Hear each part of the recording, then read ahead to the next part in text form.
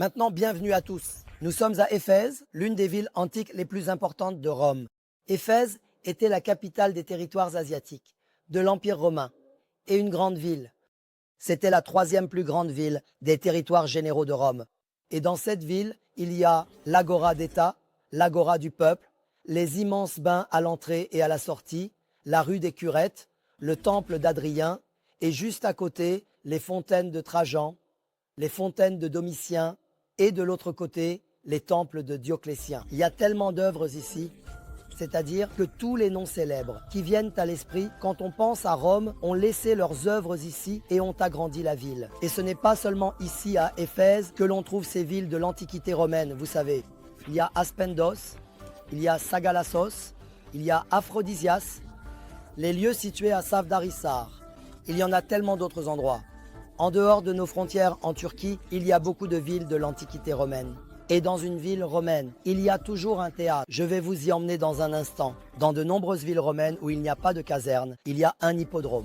Dans de nombreuses villes de l'Antiquité romaine, il y a un gymnase. Qu'est-ce qu'un gymnase? Une école. Il y a un odéon, lieu de réunion du conseil, Bouleuterion. Donc tout est là. Mais il y a quelque chose qui manque dans de nombreuses villes romaines. Cette chose est une bibliothèque. Et la plus majestueuse de ces bibliothèques est la plus grande construite par les Romains dans le monde, et celle qui est la mieux préservée jusqu'à nos jours. Elle se trouve juste derrière nous, le théâtre de la ville antique d'Éphèse. Ce théâtre date de l'an 106, 107 après Jésus-Christ. Elle a été construite par un homme nommé Celsus, qui était gouverneur de l'Asie, de l'Anatolie et de l'Anatolie occidentale pour Rome.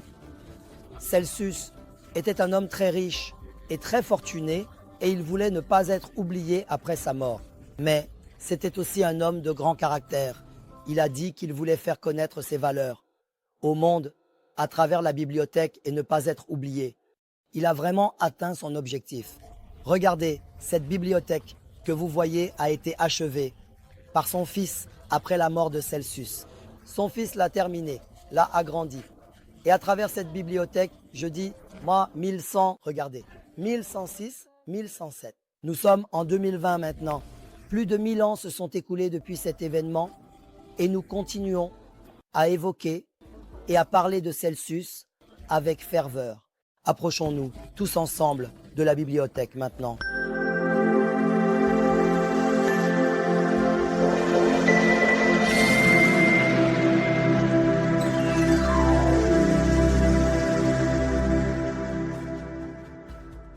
Oui, où allons-nous, Baybars?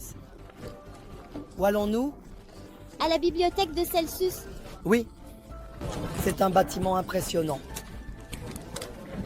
Maintenant, parlons un peu de la bibliothèque.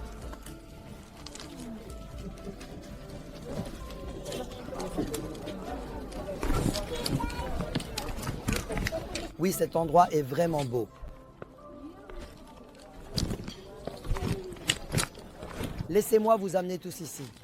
Maintenant, mesdames et messieurs, vous voyez derrière nous une structure de bibliothèque magnifique. Quand nous regardons d'ici, cette bibliothèque semble avoir 2 étages. Regardez, il y a un étage élevé ici et un autre étage au-dessus.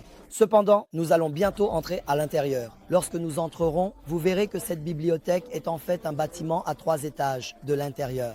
Il y a 2 niveaux intermédiaires à l'intérieur. Et à chaque étage, il y a des niches dans le mur. Dans ces niches murales, il y a des étagères en bois. Et sur ces étagères, il n'y a pas de livres reliés avec des pages que l'on peut tourner comme nous l'imaginons. Aujourd'hui, il y avait des livres en parchemin ou en papyrus, enroulés.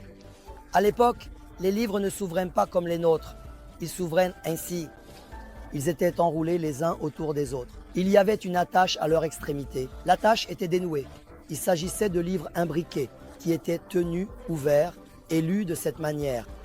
Celsus, cet homme riche nommé Trian Celsus, était âgé. C'était un homme sage, c'était une personne instruite. Il avait contribué à cette ville. Cette ville était son centre de gestion. Il allait bientôt mourir. Il voulait laisser une trace, indélébile derrière lui. Selon les récits, il a laissé exactement 25 000 dinars en or pour la construction de cette bibliothèque. 25 000 pièces d'or romaines. Une somme énorme. Ils l'ont calculé à un moment donné. Je ne sais pas combien de millions de dollars cela représentait. Il a laissé cet argent à son fils. Eh bien, il a un fils nommé Okulia. Il dit à son fils, « Je meurs, j'ai commencé la construction mais je n'ai pas pu la terminer. C'est à toi de la compléter. » Et une telle œuvre est réalisée. Certaines sources disent que Celsus a laissé l'argent et que cela a été fait en son nom. En fait, au début, ce n'était pas une bibliothèque. Ils disent que c'était un héron. Que signifie héron? À Rome, une œuvre de type temple construite en l'honneur d'un héros est appelée héron. Certains disent qu'elle a d'abord été construite dans l'esprit d'un héron, puis transformée en bibliothèque. Il y a un dilemme à ce sujet. Mais y a-t-il la tombe de Celsus à l'intérieur? Elle se trouve tout au bout, exactement dans la zone de l'autel. Ce n'est pas un sarcophage, mais il se tient là, avec une statue d'autel dessus. La façade avant de la bibliothèque est extrêmement impressionnante. Par exemple, regardez, il y a un socle à droite, un socle rectangulaire. Il y a aussi un socle à gauche. Qu'y avait-il sur ces socles? À l'époque, il y avait des statues de cavaliers, à cheval. Approchons-nous, parlons-en de près.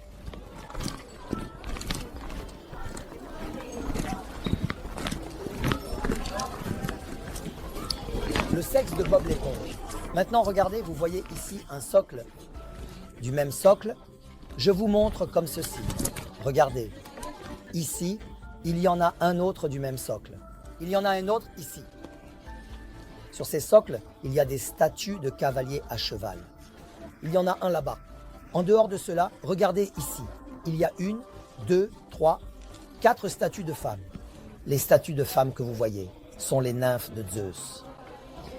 Ce sont les nymphes de Zeus placées ici. Mais elles symbolisent les 4 caractères importants que l'on doit avoir. Parlons-en, suivez-moi. Devant la bibliothèque, 4 nymphes symbolisent les caractères. Ici, il est écrit Sophia. Regardez, dans l'alphabet romain, regardez E-E-N-N. Qu'avions-nous dit?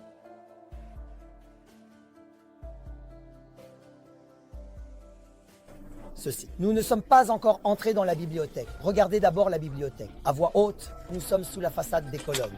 Et ici, il y a 4 statues de femmes. Nous avons dit, n'est-ce pas, les nymphes de Zeus. 4, en fait, elles représentent 4 caractères qui devraient être présents dans une bibliothèque. Et chez l'homme, ici, il est écrit Sophia. Regardez dans l'alphabet romain, ce que vous voyez incliné, c'est le S, c'est le F de Sophia, Sophia Dom. Sophia nous est maintenant venue à l'esprit. Hagia Sophia est venue. Hagia Sophia, Haï signifie saint, Sophia signifie sagesse. Hagia Sophia signifie sagesse sainte. Sagesse sainte. C'est-à-dire qu'une personne doit être sage, je ne dis pas seulement informée, car la connaissance est autre chose. Une personne doit être savante, mais aussi sage. La sagesse est différente de la connaissance. Quelqu'un peut être professeur, mais être impoli, maladroit, un monument de fierté et d'arrogance, n'ayant rien appris de l'humanité. Qu'il s'en aille, qu'il disparaisse. Information, information, information, information, information, c'est un déchet. Voilà ce que c'est. Il est devenu un déchet de livres. Sagesse de Sophia. Regardez ce que l'Empire ottoman a fait. Ils ont fait de Sophia la grande mosquée d'Istanbul. Ont-ils changé son nom? Ils ne l'ont pas changé. Vous pouvez changer le nom d'une mosquée. Il n'y a pas de mosquée de la grâce. Juste une mosquée de l'islam, une mosquée de la foi. Non, Sophia, la sagesse n'a pas de musulmans ou d'infidèles. La sagesse est la sagesse. Celui qui atteint la véritable sagesse atteint aussi Dieu. Donc dans ce sens, vous voyez à quel point l'Empire ottoman était une société de caractère. Ce mot n'a pas de préjudice en soi. En fait, s'il ne contredit pas sa propre compréhension ou civilisation, il conserve ce mot. Sainte Sophie, la grande mosquée Sainte Sophie. C'est fini, c'est parti. On continue comme ça. Marchons de cette façon.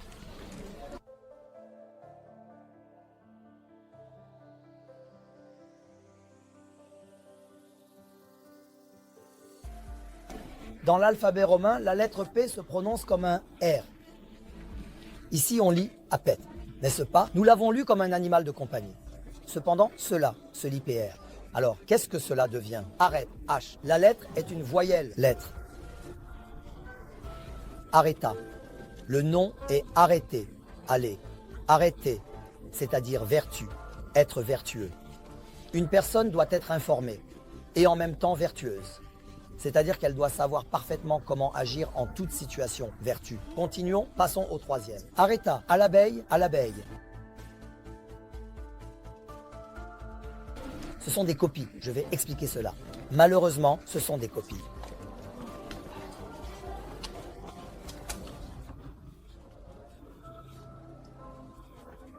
Donne.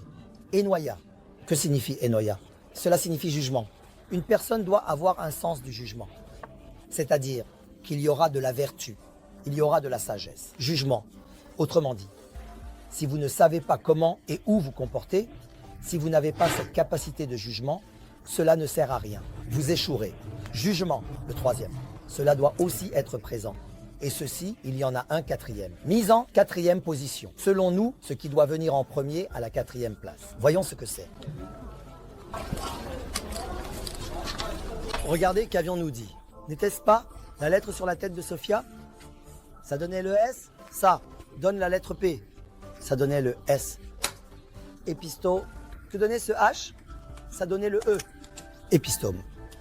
Épistome signifie connaissance. Regardez, pas sagesse. Sophia signifie sagesse. Épistome. Information. Instruit. Une personne doit être vertueuse. Elle doit avoir le pouvoir de jugement. Elle doit avoir de la connaissance et être instruite. Ces quatre-là. Bien sûr, certains experts disent que c'était Celsus lui-même qui a mis ces quatre noms en statue ici. D'autres disent qu'ils ont été placés après lui. C'était donc les vertus que possédait Celsus, ses compétences. Certains disent que non, que quiconque vient à la bibliothèque et possède ces qualités en plus de lire des livres devient un homme, devient humain. S'il ne possède pas ces qualités et se contente de lire des livres, pardonnez-moi, mais même un mulet ou un âne peut transporter des livres. C'est pourquoi c'est extrêmement important. Si vous êtes prêts, nous allons maintenant à la bibliothèque. Ah, il y a encore une chose. Cela a été dit juste derrière moi. Ces quatre statues sont-elles originales? Non, les quatre sont fausses. C'est-à-dire des imitations. Les originaux sont en Autriche. Malheureusement, les Autrichiens ont fouillé notre pays, le site antique d'Éphèse, depuis la fin de l'Empire ottoman.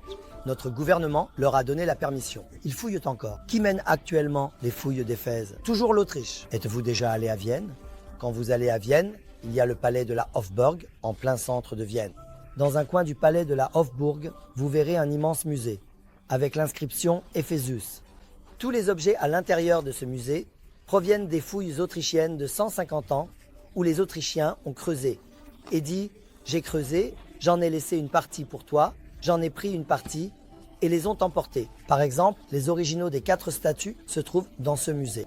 Eh bien, d'autres choses encore. Allons entrer à l'intérieur.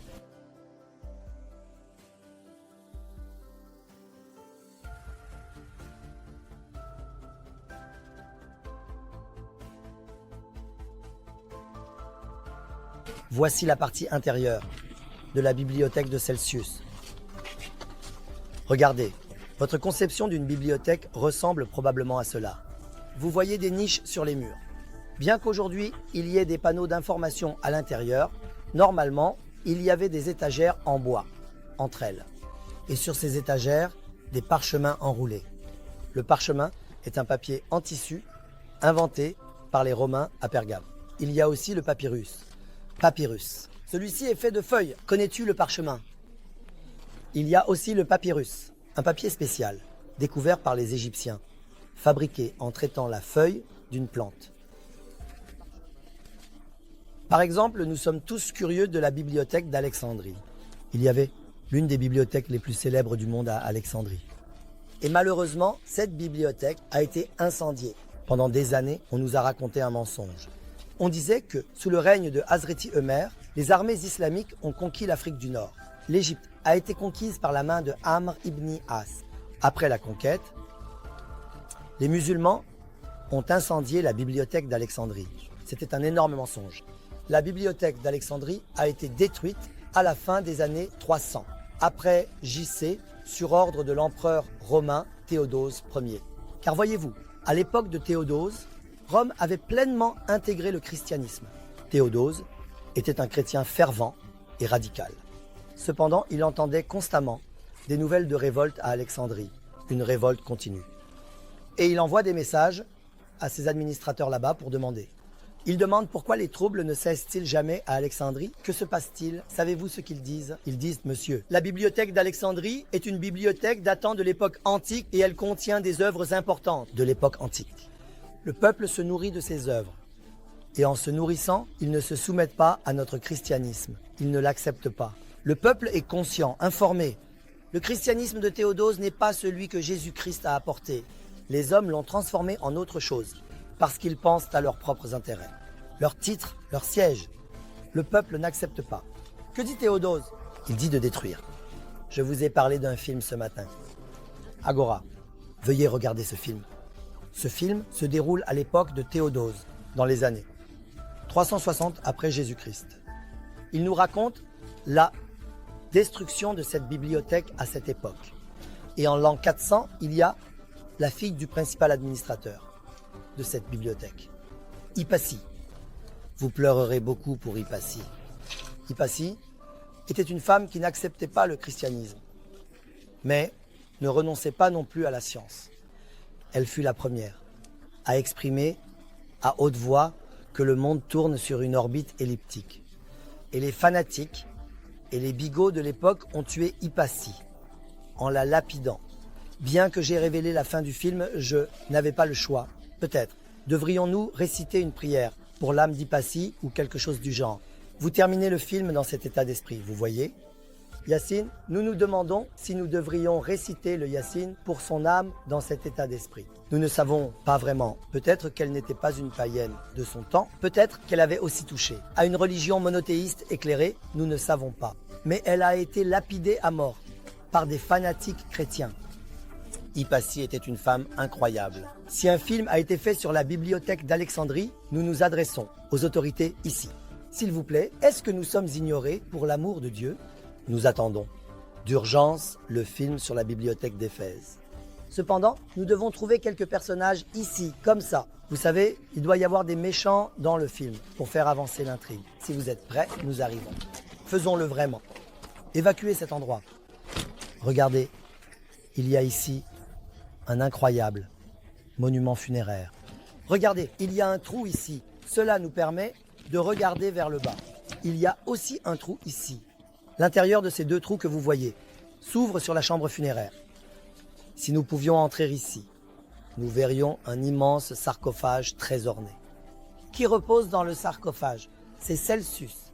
Cels, il repose là, sous le sarcophage, exactement comme dans notre cas, au palais d'Ishak Pacha à Doumbéazé. Les tombes d'Ishak Pacha et de son équipe sont également sous terre, de cette manière. Il y a quelque chose de décoratif au-dessus. Il y avait une statue ici, selon certains. Certaines sources disent que c'était la statue de l'eau, un torrent. D'autres disent non, ils disent que ce n'était pas la statue de Celsus, mais celle d'Athéna. Elle a été construite entre les années 106, 105, 107 après Jésus-Christ. Cette bibliothèque a été achevée. Elle contenait 14 000 ouvrages, des livres en rouleau, 14 000 pièces. Que s'est-il passé? Dans les années 160 après Jésus-Christ, il y a eu un tremblement de terre terrible. Ensuite, il y a eu une attaque des Parthes, les Notes. Ces Notes, qui sont-elles? Les Perses, les Notes, les Sassanides. Ce sont des sociétés iraniennes. Il est même pensé qu'une partie des ancêtres de nos Kurdes actuels étaient des Parthes. Et ils viennent dans cette région et mènent des guerres acharnées contre les Romains. Lors de l'attaque des Parthes, la ville subit de très gros dégâts. Un très grand incendie se déclare dans la ville et malheureusement, presque toutes les œuvres à l'intérieur disparaissent dans cet incendie, laissant la bibliothèque en ruine. Regardez la photo des années 1930. De cet endroit, vous ne croirez pas, cette façade avant n'existe pas du tout. Tout est par terre. Les Autrichiens, vous savez, ont volé et pillé, mais ils ont travaillé. Ces gens, ne leur enlevons pas ce mérite. C'est important en fait. Ils volent, mais ils travaillent aussi. Les Autrichiens ont volé d'un côté, mais ils ont aussi restauré ces œuvres et nous ont livré la version élargie de la bibliothèque de Celsus. Quand cette façade avant a-t-elle été construite? Dans les années 1970-78, elle a été restaurée en 8 ans et c'est devenu très beau. Notre souhait est que d'autres parties de la ville antique d'Éphèse soient également restaurées de cette manière. Depuis Éphèse, la capitale des terres asiatiques de Rome. Salutations de la bibliothèque de Celsus.